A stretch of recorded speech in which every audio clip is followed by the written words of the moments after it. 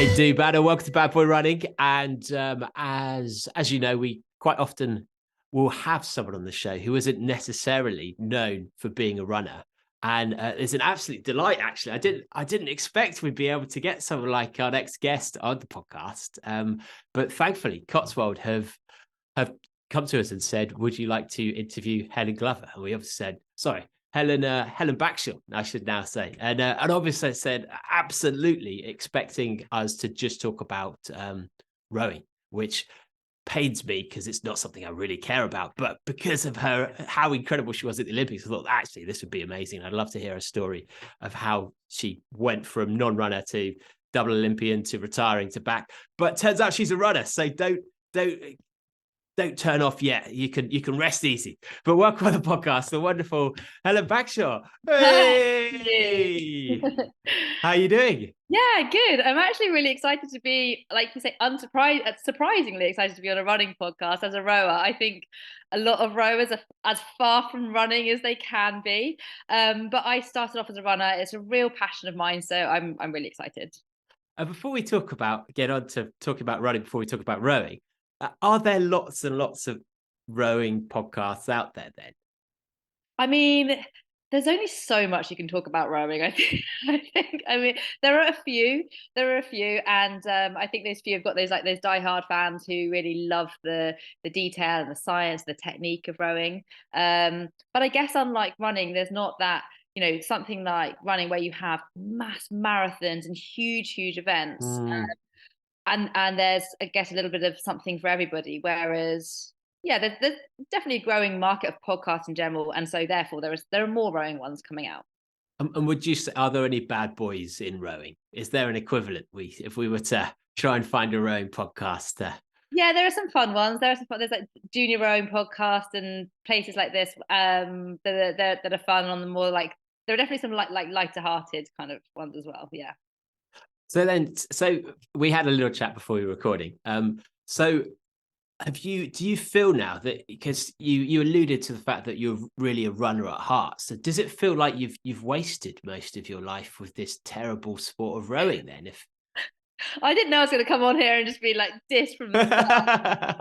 Of course, absolutely. Do you know what? I feel really fortunate that what my parents actually did from when I was little was give me a real multi-sport background. So rather than feeling like I've missed out on something, I really feel fortunate that I've loved and enjoyed and experienced a variety of sports. And I've run and I played hockey mainly when I was younger, but I also swam and did. I just love sport. I love it. It's my thing. It's what gets me going. I love sport. And so I think what I'm really grateful for and really, really thankful for my parents giving me was experience and time to enjoy just playing sport, just being outdoors, just getting involved. And that's something that now I know when I retire from rowing, I know I'll go, I want to join another running club. I want to play hockey again. I want to go back to the things that I just love doing. And so then, because how well known is your start in rowing when you typically meet people? Because I remember at the time the Giants, was it called Giants? Yeah, Sporting Giants. Sporting Giants, that was it. Yeah. Yeah, it's exactly that reaction. Like whenever I say how I got into rowing, everyone goes, "Oh, I remember." They didn't know that that's how I started, but they vaguely remember the talent ID scheme at the time, and then it all kind of clicks into place. So that's how you started rowing. Yeah. And kind of at that point then, what sport were you doing outside of, well, what other sports were you doing? Well, I was 21 at the time. I just leaving uni and starting teacher training to be a PE teacher, and I was definitely more enjoying the social side of sport. I was kind of occasionally running. I was playing hockey for a local team. Just kind of I had reached the point in my kind of sporting life where it had definitely gone from kind of this could ever lead somewhere to, oh, now I'm going to go down my teaching career, but try to play sport at weekends. It was just going into that when London won the bid for the Olympic Games for 2012. And at the same time, they started up these Sporting Giant talent IDs. And my mum called me up and she said, have you seen there's this thing you could get into rowing? And I was like, I'd never heard of rowing, didn't know a single person that rowed, thought they're not going to choose me, and applied online, was tested on my physiology. and they said you could make a good rower. And I started rowing 4 years before London, not expecting to, but it was my last attempt, last chance, I guess, at making it in what I really loved, which was just sport. It didn't really matter which sport it was, to be honest. And it sounded then from how you worded the first part of that, of what you just said, that there was a time then that you thought sport would go into something, could go into something else then, other than just enjoyment. Because what was that? What was the most likely sport prior to this? Well, I was reasonable at different sports. Like when I was in at school in year 10, I think I ran for England cross country, and Oh wow. I was in the England satellite squad for hockey at that kind of age. So I was kind Yeah. of dabbling at reasonable levels in different sports. One thing which I definitely found, well, my parents definitely found hard, was that we were in Penzance, and Mm. every cross country race we're driving for 8 hours to get up, Oh over God. the weekend, Yeah. and driving back to Penzance. And the same with hockey. As soon as I got onto this development squad, we were up to Bristol, and Bristol every weekend. Mm. It's kind of non-negotiable. And so for a variety of reasons, it just didn't go any further. But I never lost love for it, and now I look back and I think, had my route been different, maybe I could have made it. But I'm just so grateful for where I am, and that gave me the building blocks to turn up to this testing, be tested on my physiology, and go, hey, you got loads of potential, and it's still not lost. Even though you're 21, you can still start a new sport. And I thought, that's so exciting, and it's a message that I really like to get across to people, is that you can try something new at any point in your life, and you never know what's going to be your thing. Yeah, because I mean, rowing seems it seems so technical that it amazes me that they even thought they could turn someone around in 4 years, given that it's not just that you have to arrive at the Olympics and be the best. You probably need to have been the best prior to arriving for a while to have the confidence, and also to get the right pairings and all those things. So did they explain to you a timeline of like expectations if things went perfectly? I think their expectation was they would like to get people to London to win in Rio. That was their ideal. Be one person could do that. Hmm. And then I think I got really lucky. I found a pairs partner that I clicked with. I found a couple of coaches that I worked amazingly well with. And 2 years after starting, we scraped onto the British rowing team, me and Heather, scraped onto the British rowing team in a pair, stayed in that pair. And then the next year we started winning. And so 3 years after starting, we were a year out from London thinking we could win the Olympics. And that was a really too fast. My mind couldn't keep up with my body, in a sense. Like when anybody said, what do you do? I didn't call myself a rower. I still like, Hmm. I started this sport, and I still couldn't call myself a rower. And even when I won the Olympics, it took me so long to call myself an Olympic champion, because the process was so quick. But I think it's hard to understand how you can do it that quickly. But I really think that the base that running, tennis, hockey, swimming, all, not only do you get a fitness base, but you learn how to train, and you learn how to learn. So when a coach told me something, I was reasonably Hmm. coachable, so I could change things and make changes relatively easily. So in a way, starting later, I think, really benefited me. And did it present any obstacles? Because not having like was there a potential advantage in not having bad habits or not having done any rowing, or like were you more of a sponge because of that, do you think? I think I was more of a sponge, because I hadn't, yeah, like you say, I hadn't developed bad habits. And I was also, I just think mentally, I tapped into something I'd never tapped into before in my life. I had a great time at uni. I had fun. I I had gone through life having a quite a relaxed but great time, and I had never really applied myself to something with the furious determination I applied. I was like, this is quite literally my last chance. I've been handed this golden ticket, and I grab it with both hands. And I truly believed at the time the chances are I'm not going to even make the start line, make the team, but I have to know I've given it. I could look back in my life and say, I don't think I've ever given everything before. And this was it. I was like, I have to give everything to know that if I don't do it, it's not through not trying.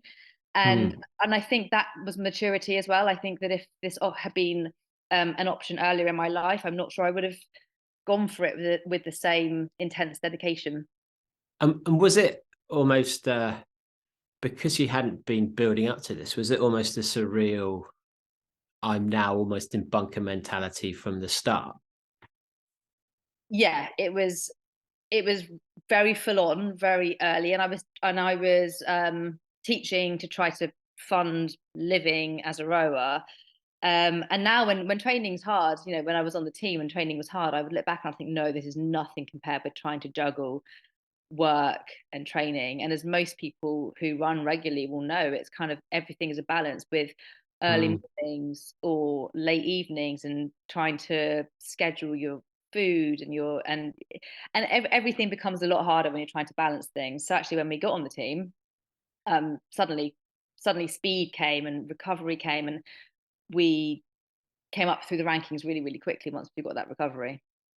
And so when you first got on the program, then what were the requirements and what were the expectations and how involved were they? In terms of what the physiology or kind of turning I up every day or I guess so. You actually had to relocate with right. Yeah. you So actually with the GB team, were you? Or yeah, there's a centralised location in Caversham near Reading, and mm, basically when you get on the team, or you're almost when you're kind of anywhere near getting on the team, you relocate, you move to that kind of area. I guess the nature of rowing is that you're really likely to be in a crew, to have teammates, to have to turn up every day and row with somebody else. So it's centralised, so everybody trains together every day. So yeah, step one was relocating, leaving my job. It was a big leap of faith because you're kind of thinking, well, I hope I'm going to make it, um, mm, and then started training with the team. And as soon as you can get national lottery funding as soon as you start to show that you've got potential. So after I think Heather and I raced our first international race together, and we got enough national lottery funding to kind of not have to work mm. and to kind of get by on training. And then as soon as you start winning medals, your funding goes up a little bit as well. So, but I just felt like, honestly, especially that first year, I felt like the luckiest person alive. I couldn't believe this was happening to me. It was just it was amazing. I just pinched myself every day, and even when the training was hard, I just thought, I can't believe this thing that I thought of. You know, when you're a little kid and you think about the Olympics, you think about putting on the tracksuit and getting on the plane and all this stuff, and I just think, I Mm. can't believe that might be happening to me.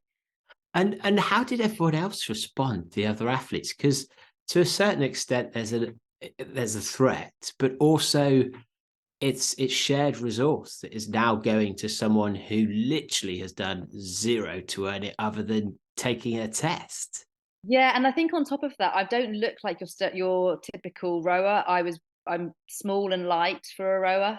Most of the females are around 6 foot. Some are 6'3". I'm 5'9". I don't weigh loads. I don't particularly look like your standard rower. So it's almost easier if you walk into a gym and you look like everyone else and they expect Yeah. you to be good. Where I was kind of like walking into a gym and then being like, who's this joker? Who had no real results behind her. But I think that made me quite determined to prove myself. And I think, and I sat down and thought about it quite logically. I was like, well, if I'm not as tall as you, I want to be Mm. stronger than you. If I'm not as heavy as you, I need to be more technically better than you on the water. So I think rather than worrying about those things, I just thought it's fine. I've just got to prove myself. And um, yeah, there's an excitement to the fact that you can come into the sport in lots of different ways as well, I think. So it sounds like you didn't really have imposter syndrome then, or did you just steer around it? I think I just kind of kept my head down, kept focusing on me, Heather, and Robin, our coach. We had a really good little unit. So we Mm. could just train together. I think the imposter syndrome came down the line when we started to kind of win medals, and I was just like, this isn't me, this isn't my life, this can't be happening. But I think in those early days, it was just kind of, this is great. I'm doing what I love with some amazing people, and I felt really, yeah, just lucky to be doing it. And the thing I've never really understood about rowing pairs, rowing boats, rowing teams, how much are you a relationship, a couple that is you either perform as a team or you don't get in the races, or how much can it be adjusted and switched round and teams changed? And because on the face of it, it feels like a boat. You're rowing. You should just switch them all in, switch them all out. Who really cares on the order? But I know that it's not that simple. Yeah, so what happened to Heather and I, which was we stayed together for 10 years in the pair, is really unusual. Normally, every year is a new year, and the coaches will assess, they'll look at rowing machine times, they'll look at what you're lifting, they'll look at what your speed is in the boat. They'll try every possible combination. You'll race against each other. It's absolutely ruthless. And you never know when your shot is up for being in the boat. Normally those combinations change every year. That the good combinations will be tweaked a little bit, but Heather and I kind of being untouched for all that time was really not usual. Normally it's kind of, you see different combinations emerging and working well together, and the two top athletes might not make the fastest boat, so there's a little bit of like black magic, a black art to it that you don't really understand, but just some boats just work. And so going into that first Olympics then, what was it actually like being, I mean, you've probably answered this 1,000 times, but knowing you're going to, it's London, seeing people who probably don't even know you're a rower, who are there cheering you on, and also having this experience that you haven't really prepared yourself for. Yeah, that's the craziest thing, was that when I started rowing just after uni, so none of my uni friends knew me as a rower. And then I thought, I've got to keep this quiet because I didn't really think it was going to go anywhere. And then the press around London was quite big because it was this home games. And suddenly, like a couple of weeks before London, there was this kind of big article on me. And so many people got in touch going, I didn't even know you were a rower, let alone you were going to the Olympics. This is mad. So like a load of my old school friends and things like this, which is actually, it was quite, I quite like to do things quietly until it's done. I really don't like to kind of shout about things until I've done it. And so, yeah, at that point, I think I switched off my phone because I knew that even though it was all very supportive, there was just going to be a lot of interest and a lot of kind of press managed to get your phone number and things like this, and you just don't want to have those conversations when you're competing. But it was incredible. I hadn't really realized how special a home games was going to be, and I remember walking into our heat, which was 9 a.m. on the first day of the Olympics, and I walked in and I had my headphones in, and I wasn't playing any music, but I just wanted to have them so I kind of couldn't be distracted. And I was walking past this just hundreds of people all queuing up to get in, and out of the corner of my eye I saw a wheelchair, and I saw my 90-year-old grandma sat there waiting to get in, and I couldn't look. I was just thinking, I had to pull myself together and regain composure. I'm like, Helen, you're about to race an Olympic race. But it hit me then that this was going to be more special than I had. I mean, the Olympics was special enough, but this was just kind of another level. And the support, everybody, the public support was just like something I don't think we'll ever experience again. It was just everyone was so behind us. It was amazing. And are you good with dealing with pressure? And we've got Jody coming in. It's up an hour late for some reason. Hey Jody, how you doing? Hi, sorry, that was an emergency. I do apologize, Helen. I am so sorry. No worries. You haven't missed much. Oh no, I'm sure that's not true. She's yet to raise the medal. Oh really? I know. Okay. First one. I feel like I'm talking about myself a lot. This is slightly uncomfortable for me. Oh, don't be silly. Indulge away. And I mean, we're happy to talk if you want us to, but our listeners have heard us for about 700 hours by now. So yeah. So Jay, we were just talking about the first Olympics. Actually, just to rewind back, because I thought of some questions while we were, and then we can bring Jody back into that Olympic. During those first 4 years then, because it's such a new skill, it's a new environment, everything about it. Would you say there were some things you did that you thought were key to actually adapting, and some things that you really struggled to overcome? That is such a good question. I think one of the things I did that I think I would have been lost without was that communication and connection to my team. I had never really had to work in such a close partnership with someone before. Mm. Working with Heather and with Robin, our coach, that was just the fairy dust on everything, really, the relationship and the partnership. Mm. And it did mean that when training gets tough, when racing gets, when you get anxiety, whatever you're feeling, you're going through it with somebody else. So I think the connection was definitely created. It was there very naturally, but we really worked hard on that as well. So I think for me, that was always a big key to our success. Mm.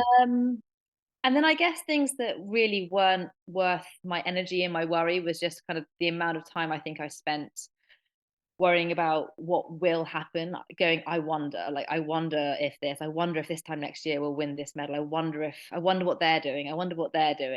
And I think that I've learned now that that's fairly useless energy. Yeah, interesting. And we all do that, even about small things, right? Do you think then that if that relationship's so pivotal to your success, do you think it would be a big difference if you both had partners at the time or not? Like, does that complicate things if people are in relationships? I think the hardest thing about having a partner, boyfriend or girlfriend or whatever, when you're rowing, is finding someone that's understanding enough. In a way, it's a interesting lifestyle. There's not much room for anything else. By the time you've trained 3 times a day, you eat, sleep, you train, you're tired, you're probably grumpy, and I mean, that's not exactly the best advert for a for an Yeah. and then you're out the country a lot of the time. But once you find someone who really kind of gets it and is invested in it, I think that actually can help you. But if you're not with somebody who kind of gets it, then that can be a big hindrance, because I think you've got to feel supported, because there can be some real lows as well as highs. So do you think most? I was gonna say, I always wonder when you have a partner and you're performing at the level you're performing and things don't go well, what kind of support do you like in that situation? Do you want them to be like empathetic, or do you want them to be, come on, chin up, let's do that? I mean, I'm just intrigued as to how the partner navigates the support that they can give. Oh, I always feel so sorry for Steve when I've had a bad day of training, because he can't get it right. If he kind of takes a deep breath and he's kind of really kind of considered and careful, I kind of go, oh, stop being so careful. And then if he's just kind of acts like it's all fine and tries to be my biggest cheerleader, I'm like, this is serious. We need to talk about it. you kind of can't win, which I feel a bit bad for. But I think it's just somebody who, and it does take time. It takes time to get to know somebody. I think one of the big things that my family learned first, because they were with me from the whole journey, was when I go into competition, you can get radio silence from me. I can be quite hard to talk to. I might be a bit shorter with people, less engaged in kind of just general conversation, and kind of a little bit more withdrawn, I think. And so I think my family learned that quite quickly, and then stopped worrying when I became like that. And then that's something that you have to relearn every time, if you meet someone new or anything like that, they have to learn that side of you. And so I think that, especially around the Olympics, I think that Steve was kind of prepared for that to be kind of the case, and kind of go, okay, Helen's fine, she's just doing what she does to perform. But does that then, if you are that way inclined, did that make, in retrospect, London so much harder because you can't escape that absorption, because everyone's trying to interact with you, everything's interacting with you? In Rio, you can go to a random hotel and you're just Helen, whereas you're never that for a second at the London Olympics. Yeah, definitely. And I think I was really pleased that so our final was exactly halfway through the games. So we raced for the first week, And actually, I think if we'd been at the end of the games, it would have just been too much of that. I'm not gonna say invasion, because it's so well-meaning that people want to be supportive and want to be positive, but I think to have the tools to know what to accept in and what to just kind of park for later is a real skill that I was still developing at that time. So yeah, I think we were really fortunate that all our races were done in the first week, and kind of we were done, and then we could really enjoy the games for what it was after that. And actually, and while you were talking about the speed of that, the first Olympics, were there any? It occurred to me you hadn't really had many opportunities to have your confidence massively crushed along the way, but were there any moments that actually that had happened? Yeah, there was one. The most significant, whenever I do a talk or I speak to anybody, they always say, but how do you deal with, when it doesn't go your way? And there was the most, and I still find it hard to talk about, but when in 2011, the year before the Olympics, is really significant for all athletes in all sports, I think, because it's your snapshot into what could be possible in 12 months' time. And a lot of predictions are made off it, and a lot of decisions are made from it. So in 2011, we went into that year and we won every race of the World Cup series. It was all going our way. We'd raced everybody that year. We went out to the World Championships, expecting to win our first World Championship title 12 months before the London Olympics. What could be better?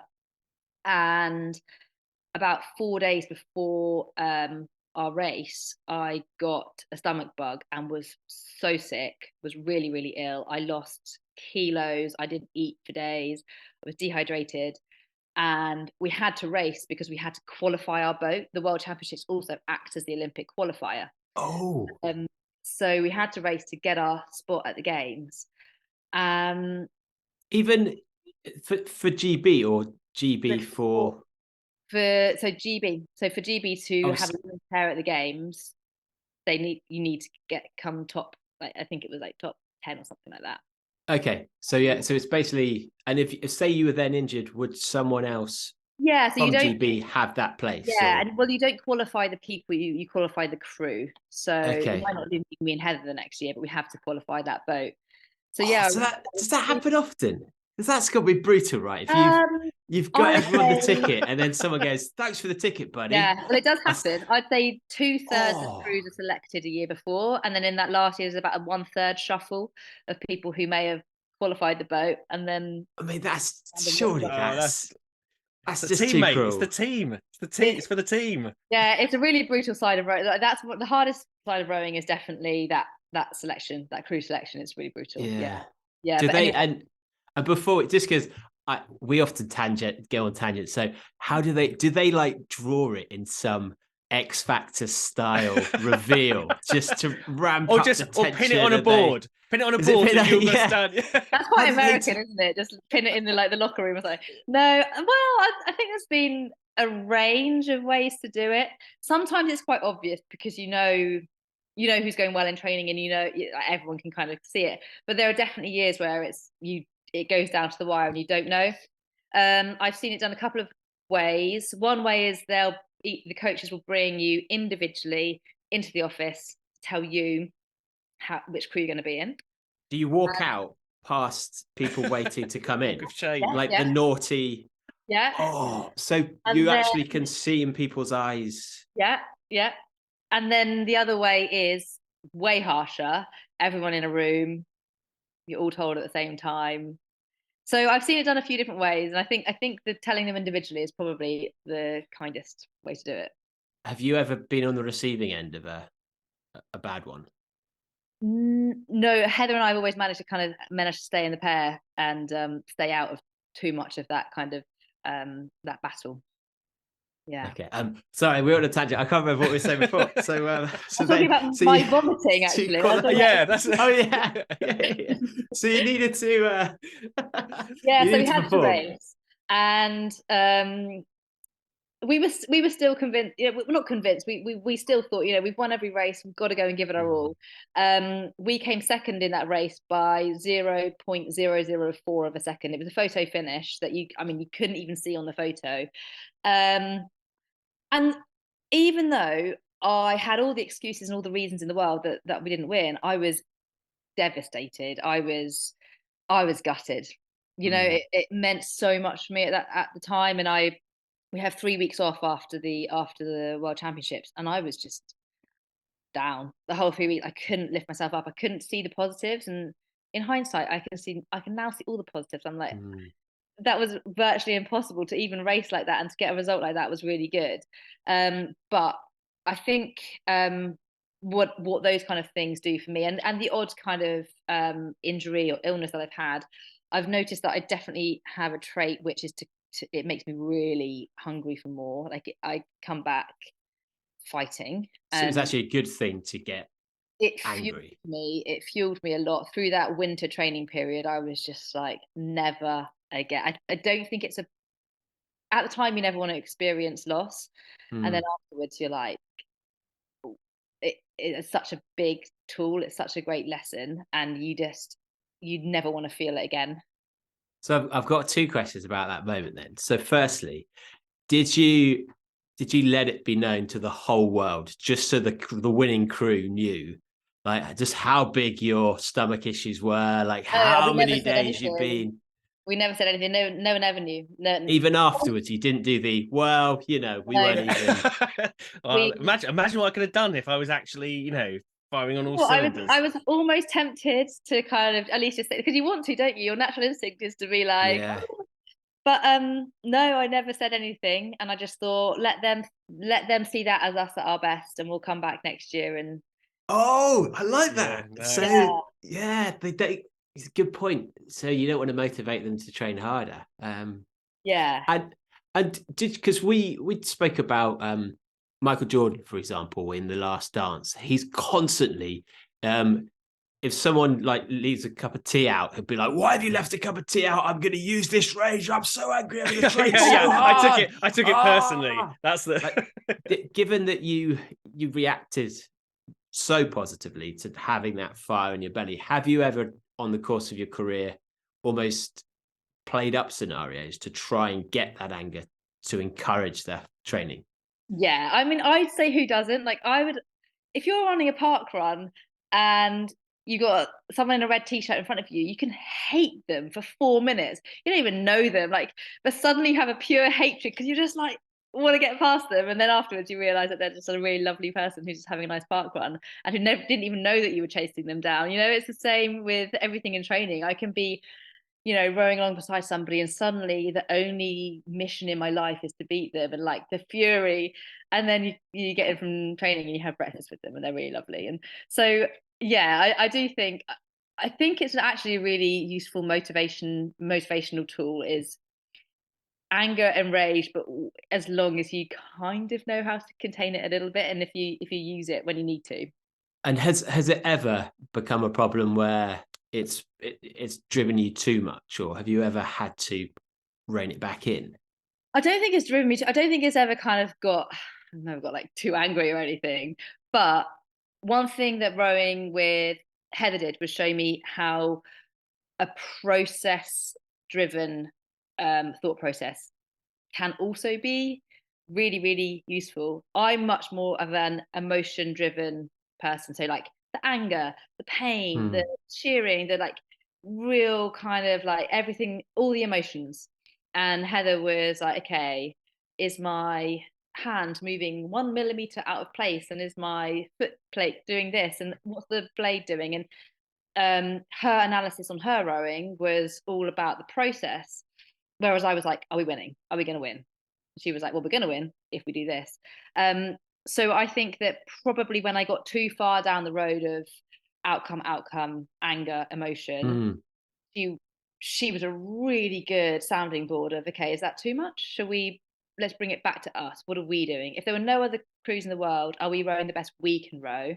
So I learned a lot about when it's appropriate to be all like yeehaw and emotional, and when it's appropriate to be leading with a process driven brain. Because do you think then you potentially would have struggled because that, it seems like that's a good approach if you're focused on the winning, if you can win, but say you were only ever going for third, do you think you'd have found it as hard to motivate for something wasn't as big a reward, as big a prize, whereas she could still focus on the process no matter what position you were going for. I think so, yeah. And I think that that's something that if you want to have a long-term career, I think you have to be really good about thinking about the process and how preparing you to you. And because there will be days that you're not the leading crew, there'll be days that you're slower than you thought, but actually to be able to compare yourself to yourself and truly analyze your own rowing, it gives you a positive to hold on to. And then you can, but actually, today we didn't win. So and if you want to slowly but surely work your way to the top, I think that's it's a very short-term way of doing well is when you're just totally invested in the emotion of it. Yeah, and I guess as well it's great for professional competition when you're at the top, but then it's quite hard to then think of the emotional tags afterwards that might not motivate you as much because you're no longer racing at the Olympics. Or but coming back to the Olympics then, where we rejoined Jody, what I wanted to know is that, say the final, then the first final, I'd love to know in minute detail from the moment you wake up, talk us through that morning up until the race. Like, when's your alarm going off? How much earlier is it? What's your food? What music? How do you get there? All those things. Can you remember those details? I can remember so much from our Olympic final. And I don't know if that's because I've talked about it a lot or because I was just really present. I felt really present. We woke up at about 4:30 in the morning.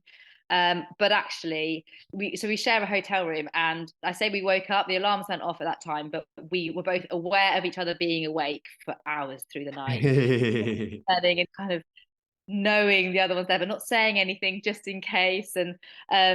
And how plush a hotel bed we talking? Is this Holiday Inn, we Premier Inn, we kind of, because it's so near Windsor, isn't it? So it could be like we stayed at Oakley Court, it was a really lovely hotel. And so yeah, Oakley Court, really, really close to Dorney Lake where we raced.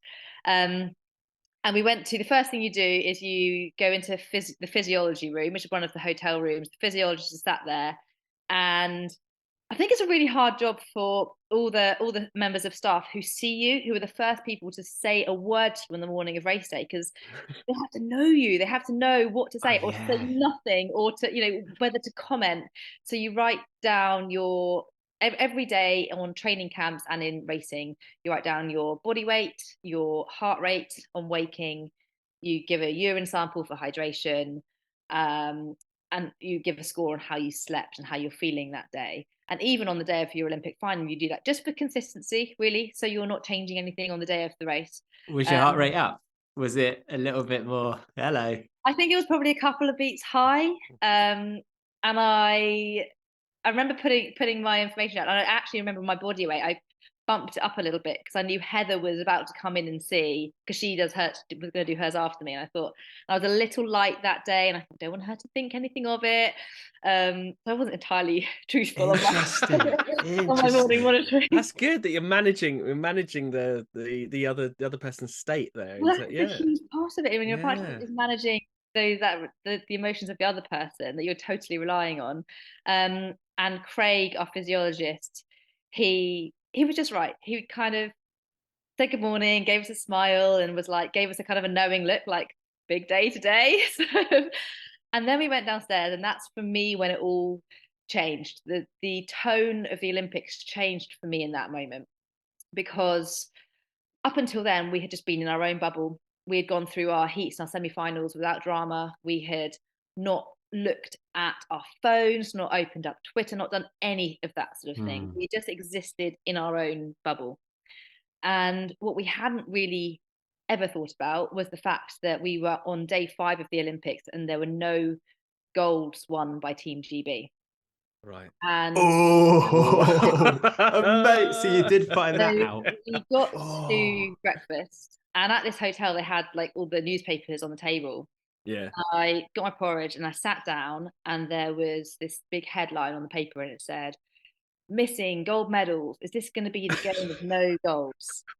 And then I was so like, this is how naive I was, being like my first Olympics and just feeling so almost detached from it. It said, "Turn to page 11 to see who's going to win our first gold of the games." And I was like, oh wonder who that's going to be. So 100% thinking it was going to be like one of the Brownlee brothers.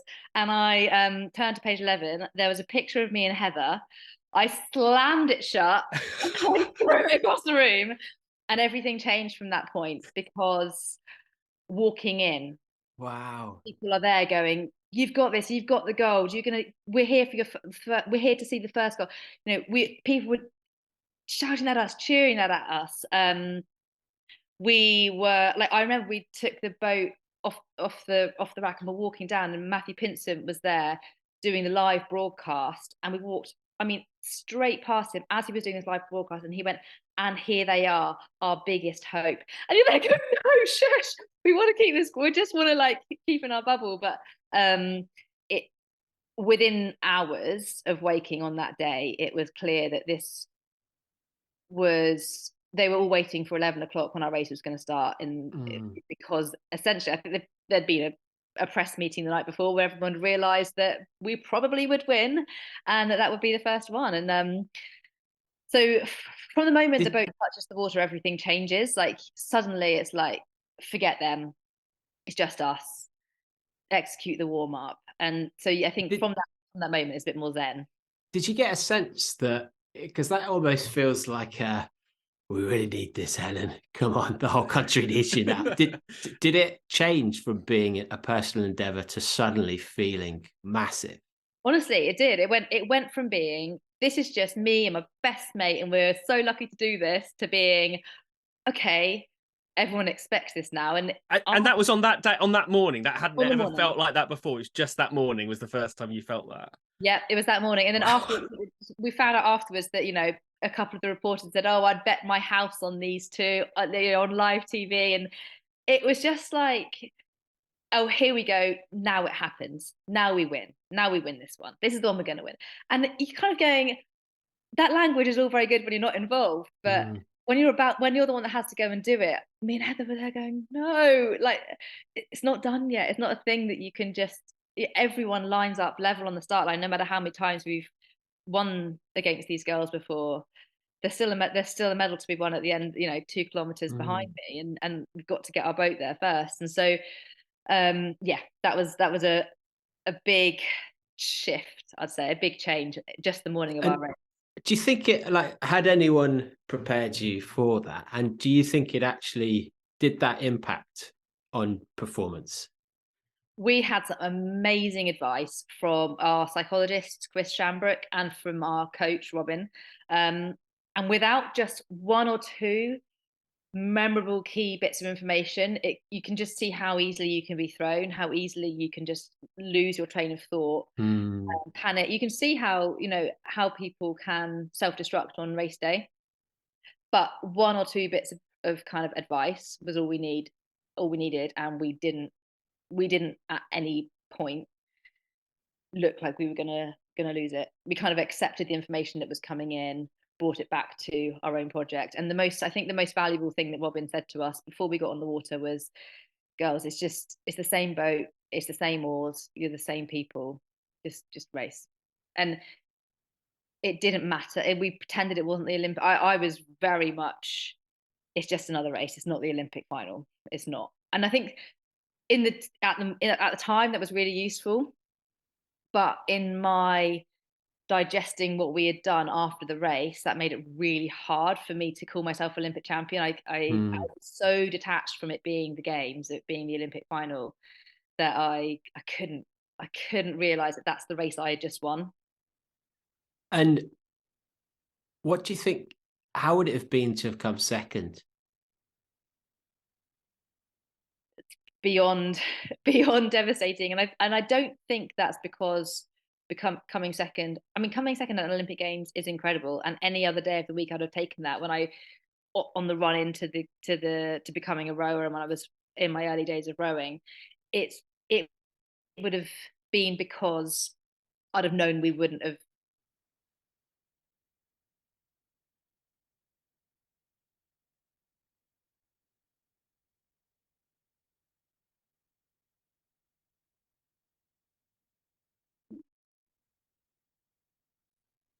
You not performing at your best.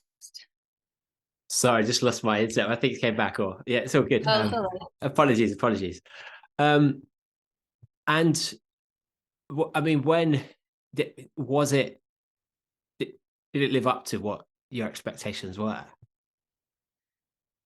In so many ways, it was more than I ever could have imagined. You know, we sang the national. We were the first British national anthem of the home games, and the crowds all around us felt that too. They were like, "We're here for a moment," and they were sharing in our moment. And I meet people all the time who say, "We were there, we watched it," and so for that, it was so much bigger than we ever could have imagined. I remember when the national anthem was being played, looking up to where the flags were and seeing my siblings, my gran, my mum, my dad, like just who having an Olympian in the family was just like a ridiculous thing to happen. Like this doesn't happen to us. And so yeah, that was all bigger. The thing that wasn't as positive, but was just the slow burn of realization. I felt numb in a way. I felt very detached from my result. I felt like it happened to somebody else. It couldn't possibly be me that this happened to. And I almost feel like when we crossed the line and we were hugging and we were punching the air, I felt like it was an out of body experience. I was watching that happen from afar. When I was handed my medal, it very much felt like they were handing it to somebody else, and I was just there on the sidelines thinking, this just I can't get my head around the fact that this is me.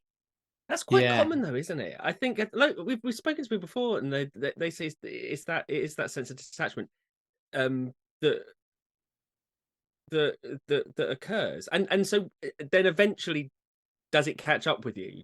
Does it hit you at like a later point, and then all of a sudden you feel that? And how long did that take? You know, I remember the exact moment that it hit me, and it was about 6 months after, and I was on Question of Sport, and I'd had like quite a lot of surreal experiences. We had had like really, you know, a bizarre 6 months, amazing 6 months, all of it experienced through almost third party, all of it experienced as if this is a whirlwind happening to somebody else. And I was on Question of Sport, and it's a program that I'd watched since I was tiny. And they played the introduction theme tune, and then they said the standard. And this week on my team is an Olympic rower who, and just saying that intro, and then watching a snippet of my race and seeing me cross that line and being introduced, I literally went, "Oh my God, that's me!"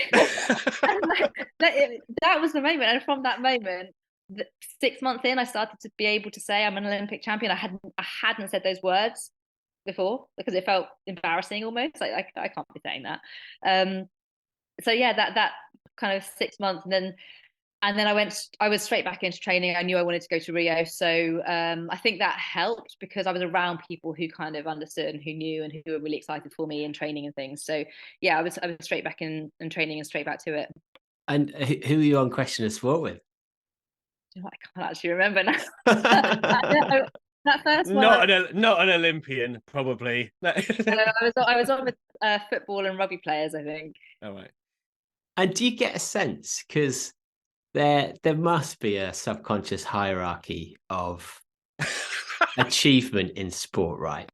Even within the Olympics, there must be a perception of you meet the trap shooter who's got a gold, and you're like, all right, yeah, well done, buddy. Yeah, good work. But do you when you meet, say, for example, rugby players, football players, other sports, and I also think it's harder for rowing because in rowing, it's like rowing's like cycling now. Like we expect gold. Yeah. If you're in the rowing team and you don't get gold, it's like, well, there's something wrong there, isn't there? Yeah, there's a different level of expectation. Yeah, there's definitely expectation. I think there's definitely a long line of people who have kind of brought us up to the level we're at, and yeah. Well, it almost feels easier to achieve a gold in rowing because we do it. So, do you know what I mean? Like if Andy Murray's the first tennis player to win a Grand Slam in 80 I'll join the rowing team because that's a guaranteed gold. That's how people think about it. But there's that subconsciously. That's like when you meet other athletes or of any sport. Do you get a sense if there's a pecking order where? Do you get a sense where rowing fits in and where gold medals fit in versus Premiership wins or FA Cups or? I feel like there's a weird thing that happens in the Olympic Village where outside of the Olympic Village, I think that exists. I think that, you meet sports where, you know that maybe a gold is much more of a once in a lifetime thing we'll see, and, a bit more rare. But there's definitely a thing when you step into the Olympic Village where you look around you and you know that every single one of those people in their sport has trained, as hard as they possibly could. They are one of the few people to reach the level they've reached. They're going to be feeling as nervous as any other person in any other sport. And their win would mean as much to them as anybody in any other sport. So I do think for that 2 weeks, it's a real leveler. And there's a lot of respect in the Olympic Village. There's a lot of, you can be shoulder to shoulder with somebody who's, world renowned.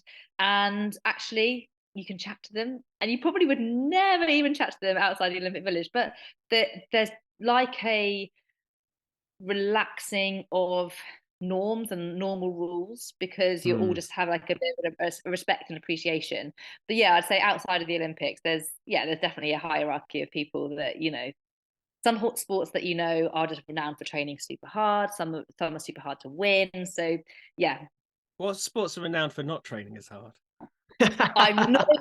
I'm going to be quoted on that, so I'm not even going to. We won't tell anyone. No one listens to us. No, well, God, which is we're just thinking about ourselves. What's the entry level? What's the one that we can do? Yeah, what's the one we should go for? I was going to say something sitting down, but then I realised that rowing's sitting down. And we've, I can't remember who we interviewed. It's Colin Jackson or David Brown, Andrew Steele or something. And they were saying that the issue with the Olympic Village for them is that their sport was last. And so, maybe it's Chris Thompson, I think, Chris Thompson doing the marathon. And he was saying that it's a nightmare because everyone's partying and you're trying to stay in the zone. Whereas rowing, as you say, day 5, you're done and dusted. So did you have a fun time? Like, was there flirting going on in the village? Did you party at all? Like, did you get an experience that maybe athletes wouldn't have done because they're at the end of the Olympic run? Yeah, I mean, in London, actually, there was a lot less of that social stuff because we had won. We were kind of pulled from pillar to post, and we were like, get in this car. It's a taxi that'll take you there for an interview, and then you'll get back at midnight. And it was all kind of like we were the property of a conveyor belt of Olympians. The nation. Yeah, and so that was kind of just a different experience. But I would say in Rio, you get the benefit of it being Rio, and B, you having this whole second week. And it's Stephen Earshot, by the way. You can just to know whether you're having to dumb down. No, I haven't really got any crazy stories or anything. Actually, no, I have not crazy stories, but like in London, the benefit of being a British athlete was that you could walk into almost any party. So I think Usain Bolt had a couple of parties that we went to, and you kind of like hanging out with the Jamaican sprinting team, and you're like, this is so cool, but I'm trying not to act like I'm finding it really cool. That is very cool.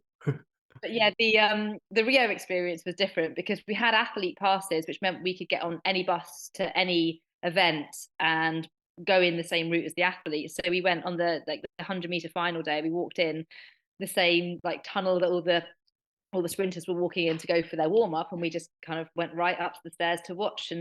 And same with synchronized swimming and all these things that I never would have kind of thought to go and see.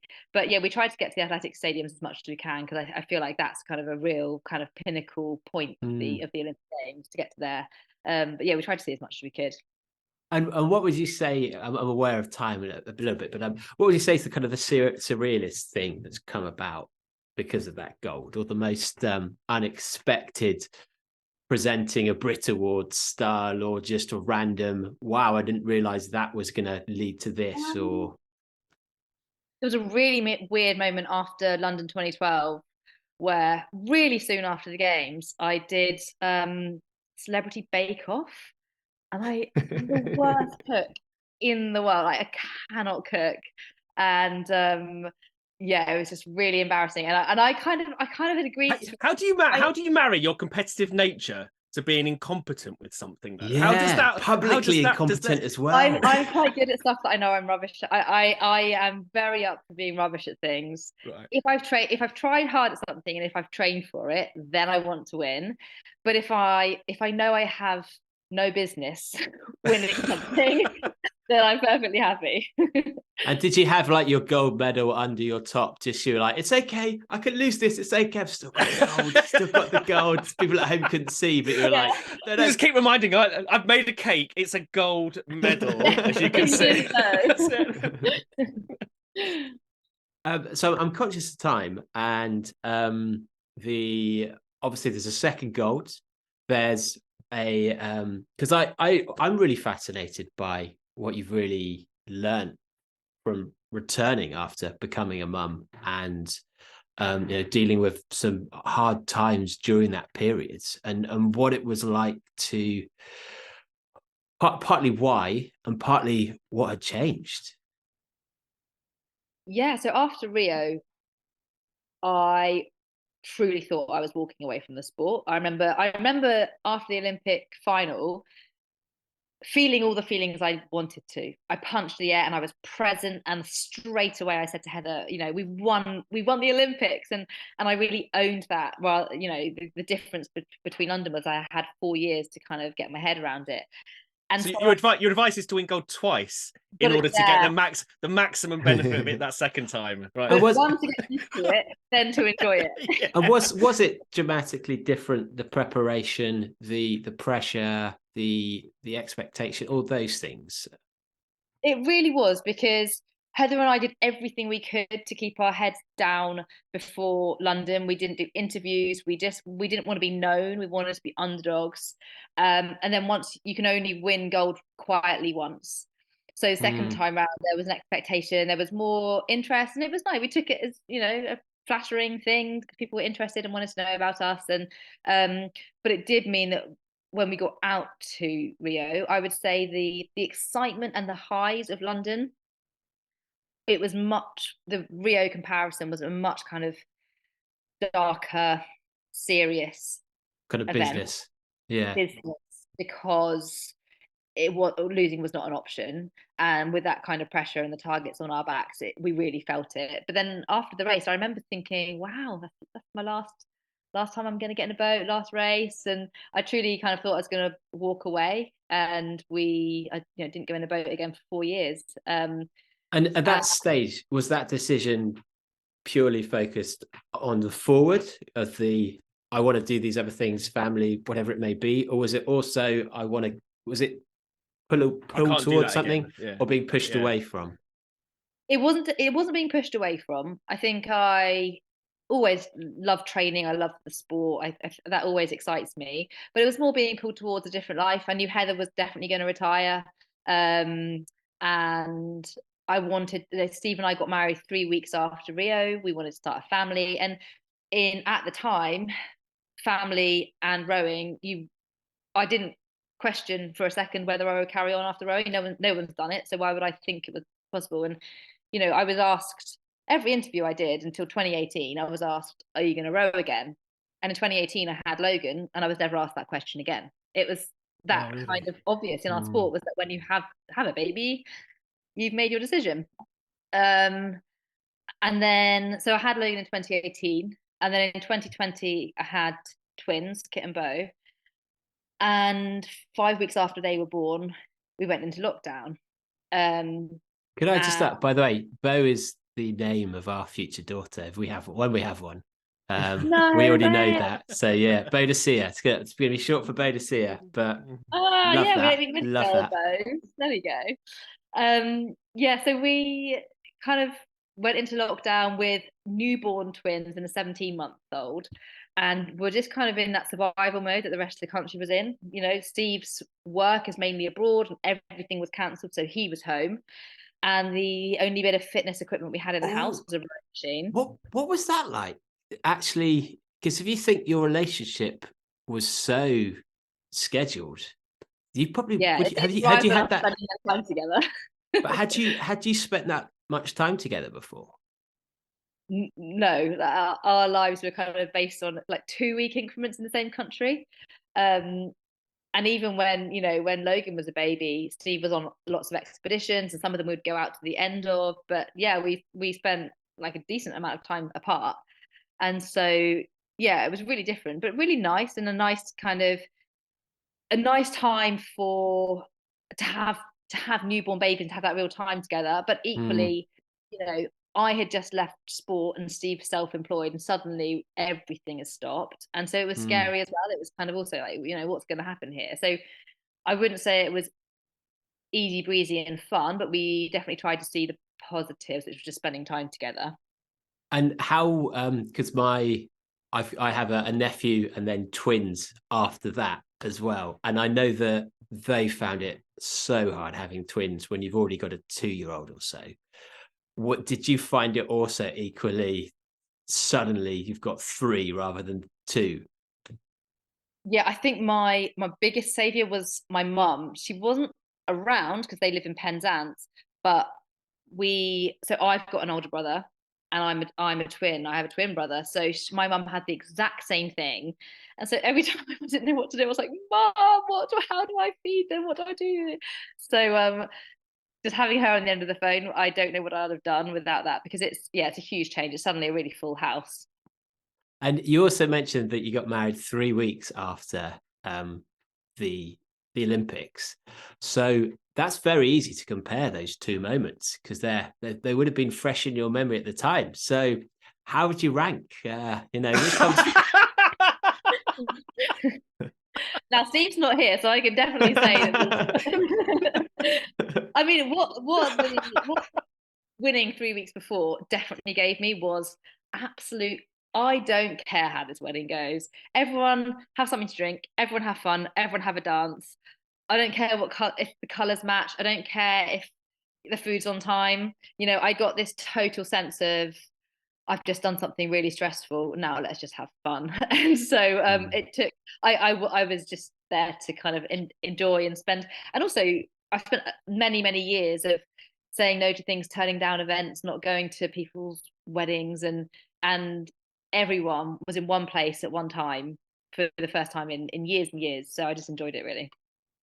Now I'm conscious of time, so what I'm going to suggest, rather than talking actually about the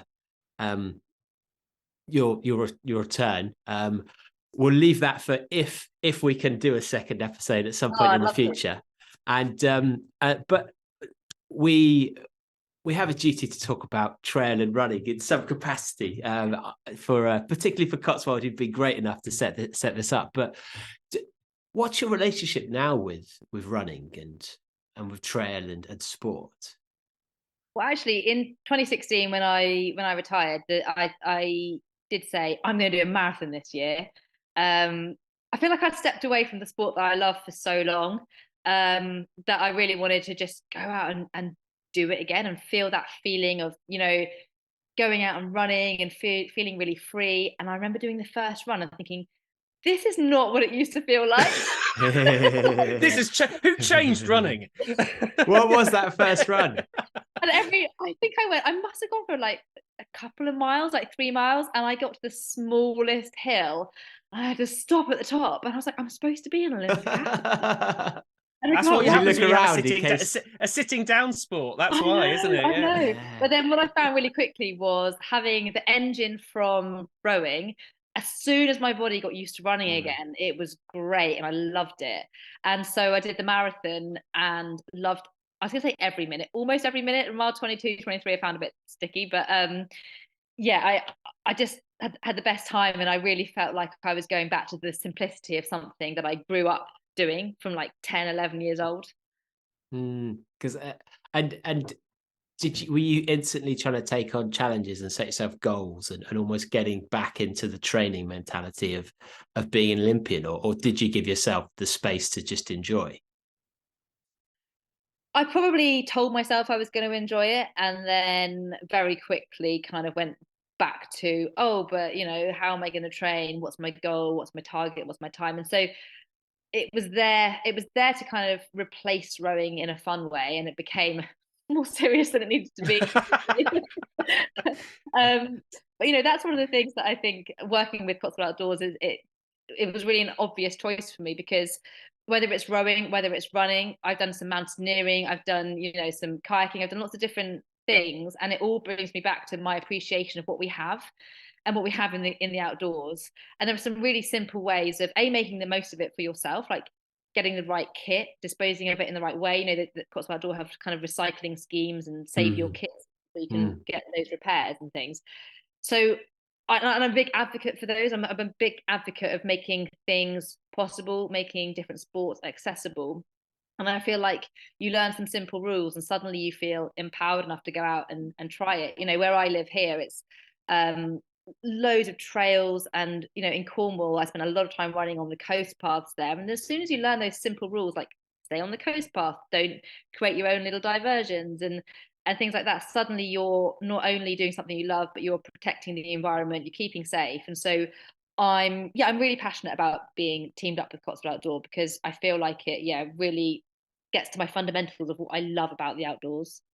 Now, how does that work with Steve? Because I've been sponsored by many brands over the years, and I'm always on the lookout for Briggsy, for a pair of size 6 trainers that I can just snaffle away and suddenly magically appear for Christmas in front of Claire, or whatever the kit may Hidden be. sponsorship. She didn't realise she's being sponsored, and that's where all her gifts are coming from. Classy. Or she'll suddenly be like, "Oh, you're going to go and speak at what event? Oh, interesting. Well, because you know, I'm missing like Steve. Steve obviously has a massive crossover with the type of adventures he does and the kit that Cotswold have. So, is there? And I realise we've got Jamie online listening to this, so you can't say you've been nicking stock to give to Steve. But is there an element of sharing your kit as a family? Would you say, as a family unit? Well, Steve and I are not the same size, but we did. We went on a mountaineering trip, and Cotswold sent me some boots, and Steve was going, "Those are really nice. Where did you get? Can you send an email?" So, yeah, I think there's definitely a bit of kit envy in the house. and you talked about how you're training for a marathon as one of the first things you wanted to do. When you chose your time, was that based off someone you knew's time? Was that based off a kind of an external marker that you thought you wanted to achieve, or was that based off what you thought was possible or you wanted to achieve based off knowing yourself? To be honest, I chose my time really close to the race. Like, I'm talking a few days out from the race. Oh wow, okay. Yeah, well, I was quite clueless about my training. We also, a week before, Steve and I competed in the DW kayak race, which is a 24-hour 125-mile kayak race. Wow. We finished that. We managed to win the mixed event, finished that, and as we finished, it was going to be 6 days until I started the marathon. So I was very much like, I don't know how I'm going to feel. I don't know, because, you know, there's a lot of fueling and things like that for an event that's 24 hours. So I really didn't know how I was going to feel. So I thought, I'm just going to run. And then a few days before, see how I feel and pick a time. Probably not how I'd ever recommend doing it, because it meant that none of my training really made sense in my pacing. And I also, if I was ever going to do one again, I mean, I had very much a typical mindset of everything was run hard. If I wasn't out of breath, I was racing everything. I was doing my long runs and trying to get a PB on every single one. Would you have done that? Would you have done that in rowing though? Is rowing 80-20 in the same way cycling? Yeah, I mean, running is. But you're kind of under the watchful eye of a coach. So if you're going too hard, you've got physiologists, and they'll check your blood lactate, and there's no escaping that. If your blood lactate is over 2, they'll say back off a bit. And whereas I'm there out running and I'm looking at my watch, there's no one there to tell me to slow down. I'm just like going for it. So my training I probably would have been faster for going slower. Yeah, okay. And how broad a window of a range could you have potentially have gone for as your target time, do you think, a few days out? I was so clueless as to what I wanted to do. I literally said between 3 hours and 3.5 hours. Okay. Yeah. I just thought under 3:30. But if I feel really great, all my runs have been like on pace for sub 3. So who knows? Yeah. And did it go to plan? Yeah, pretty much. I felt good. I kind of just felt like everybody goes off in the first few miles, you're like invincible and going way too fast. And then by mile 22, 23, I started to just kind of feel like, okay, I'm actually having to push really hard to just keep the same pace. But yeah, it's the first kind of thing I've done with all those crowds right there, right beside you, and so I think that kind of keeps you going. And I was just really enjoying it, to be honest, and chatting to the people that you're running with. And I didn't really think too much about the time, or I had an occasional look at my watch to see what speed I was going, but I didn't really think too much about. I knew I was early on. I was like, okay, I'm definitely going to be under sub like 3:30. That's good. And so then when I knew that, I just enjoyed it, I think. Because it was that one, the 3:04, was that? 3:04, I think I did, yeah. Which then immediately I was really annoyed, even though I didn't mind. Yeah. At the time, I didn't mind. At the time when I was running, I just thought, well, like this is so, I'm pushing hard. I couldn't go any faster. This is great. And as soon as I saw 3:04, I went, oh, I could have gone harder. And does that still tantalize you? Sub 3? At the time, I said never again, and now I'm kind of like, oh, maybe. Now time's gone on a bit, and I think about what I could have done differently. But I feel like I've set myself a bit of a hard benchmark. If I did it again, I'd have to have enough time to train and get it right, I think. And just, you do learn so much in that period, and the fact that you train sounds so inappropriately, you'd have to assume that you would get better. Well, thank you so much for coming on the podcast. I'm looking to see if I've got any messages from Nathan, but he's not got back to me, so I'll have to save those for if we have another one. But yeah, thank you. Any other questions, Jody? No, I just say the point I was going to make about you moving to do other activities. It must be really hard as a gold winning Olympian, because no matter what you do, everyone, even though it's a completely different discipline, everyone will just go, well, you would do, you've won the Olympics. So no matter what your achievements are, it doesn't matter, because it will just go, well, yeah, I kind of expect that of you. So if you don't perform, it doesn't work. If you do perform, then they play it down. That must be very frustrating. It's actually a really big hurdle I had to get over, was that if I thought like that, I would never enter another thing in my life. Yeah. And I got used to the fact that sometimes you turn up to things and you do hear, and it's all meant in really like in kindness, but that you do, oh, I'm going to beat the Olympian. And I'm like, yeah, you probably will.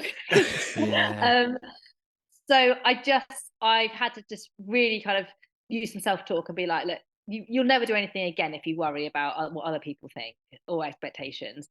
And definitely coming back to rowing for Tokyo, that was my thought, was I would never take a risk. I would never take a leap of faith if I worried about the outcome. And so it's something I wouldn't have done in my 20s. I would have probably worried more about what people thought when I was younger, but now I'm just kind of just a bit more open about giving things a go.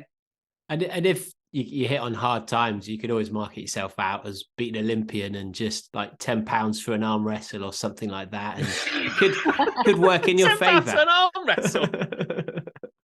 You never know. Oh, you're going to hit on pretty bad times when you're going around hawking arm wrestles. Helen Glover's going around the local pub. Yeah, can you imagine that? Well, if I ever, I'd love to see that, but I'd hate to see that for the reasons that would have brought you there. But well, thank you so much for coming on the podcast. And if there's, we'd love to have you back at some point in the future to discuss the million other things that we would have got into. And if there's anything we can do to help out with things in the future, or if you ever need a pacer for a sub 3 marathon, that sounds good. Yeah. Amazing. And next time you're in London, you'll have to come hashing with Nathan and City Hash. Fun. Brilliant. Definitely. Thank you so much. Cool. Bye.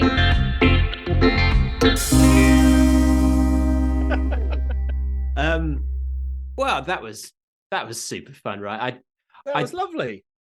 It's quite. I found that almost a bit strange in that I was aware that because we've got the sponsor, we've got to like Gonna shoehorn the Cotswold thing in. We've got to mention Cotswolds, but I was also aware that Helen isn't someone that we've approached and been like, hey, we're Bad Boy Running, listen to this, like, blah, blah, blah, set the expectation. So I didn't know if she was thinking it was going to be an hour, 2 hours, 3 hours. So when we were, an hour in, and we've only just got to the first gold medal, I'm like, oh, Christ. I just want to carry on talking for like 3 or 4 more hours. But yeah, how do we navigate this? So apologies, listener, if we didn't get around to things you were hoping for, expecting, or although actually I just had a great time. I'm really glad we talked about everything we talked about.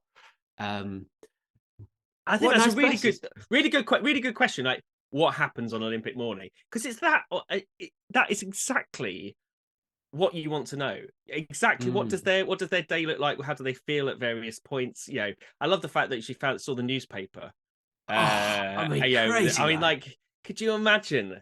I mean, because if it hadn't have worked out, that would have been a pivotal moment, wouldn't it? Have been like, that kind of could have derailed the whole thing, or and it just goes about controlling your environment. It's so important. And there's got to be only maybe 5-10 people in history that's ever happened to for any country in the world, where there's a huge expectation. You've never won a gold. People don't necessarily know who you are in the modern, like, I'm sure Helen wouldn't have been in a newspaper because rowing never is, right? No. And so to go from that, from zero to just, wow, the whole nation is now expecting me to. Oh, who are they expecting? Oh, it's me. Shit. It's like, do you know you've never heard of? Do you know you don't know anything about rowing? Yeah. Well, now you expect Helen Glover to win a gold, yeah, exactly. And you're going to be disappointed if she doesn't. I'll be furious at Helen if the person I've never heard of before doesn't win the gold medal I feel entitled towards just purely because of where I'm born. I've turned my TV on now. You better deliver. Yeah, exactly. Brilliant. But I hope we can get it back on, because I'd love to know just how different it is coming back when you've achieved. Because all of my expectations are based off Rocky movies on the comebacks and things like that. So yeah, it really helps with our Olympic gold winning experience to be able to compare it, doesn't it? Exactly. But the thing is, it is so far removed, and I think that's the thing, isn't it? When she describes it like that, it all feels so normal. It feels like it's just this. I mean, never having won a race or anything else like that, but it just feels so not. I mean, there's an element as well of doing a big race, a multi-day race, whatever that is, training for it and finishing it, and it feeling kind of a bit empty and a bit surreal that you've done it, and you can kind of understand that, but then you don't have the entire country wanting you to finish that race, unless you have a really big network. And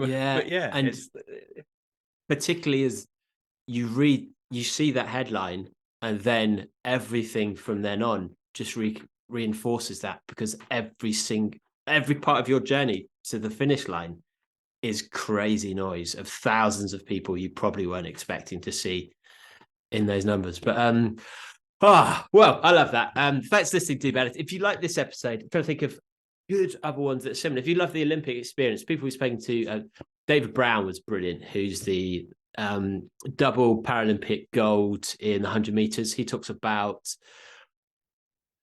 actually his story was amazing to do of 2016. Was it 2016? Yeah. No, it wasn't. Someone else was talking about 2016. So Charlie Webster, I think, was talking about 2016. But Dave Brown talks about winning gold it was 2016. Was it? I can't remember now. So 2016. It feels there's something wrong about it. I don't know. I can't remember. I think because we've spoken about the fact that it looked like the Paralympics might not even happen at 2016 potentially because of the funding crisis in Brazil. Yes, that's right. But we also spoke to Chris Thompson, really, really good interview earlier this year, where he was actually talked a lot about what Helen was saying, where she mentioned that it was so draining and you're to be those 5 days in Olympic mode. And he was talking about how he found it massively draining, and he actually almost passed out into a sleep bomb of something like 16 hours because of COVID. They'd flown early to the Olympics. So he was talking about how much that changed the Olympic experience. So that's a really good one to listen to as well if you're after that Olympic kind of focus. Didn't Andrew Steele have the same experience as well? He ran, didn't he, when he was at the Olympics? He ran, yeah, and it was again towards the end, and he had. I'm sure that's what we talked about in that interview as well. Actually, it was Andy Steele, because the 400-meter relay is the last event of the whole Olympics. Yes, yeah. So he was having to train just like the focus. Whole. I mean, that's tough, right? It's the focus aspect of, isn't it? Like how you focus, and that's why I think getting Helen back on to talk about when you have children, and thinking about children and how you maintain that focus, because if there's one thing that's going to tear your focus away from what you're doing, it's going to be your kids, and so that's just it's just really hard to understand how to operate in that with that mindset, what you do to shut it off and to get back in the zone.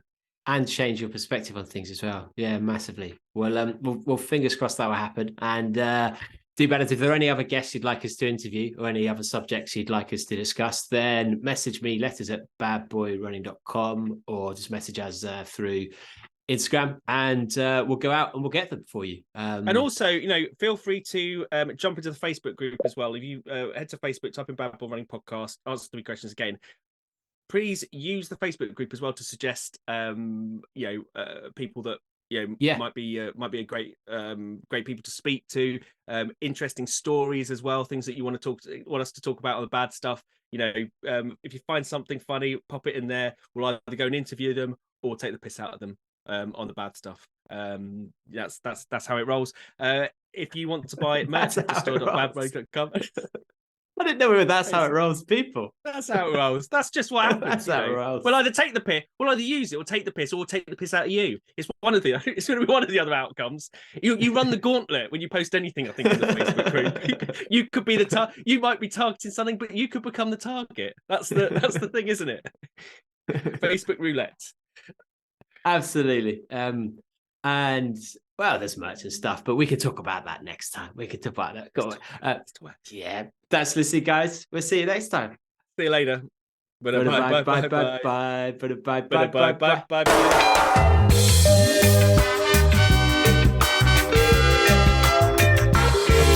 Fuck you, buddy.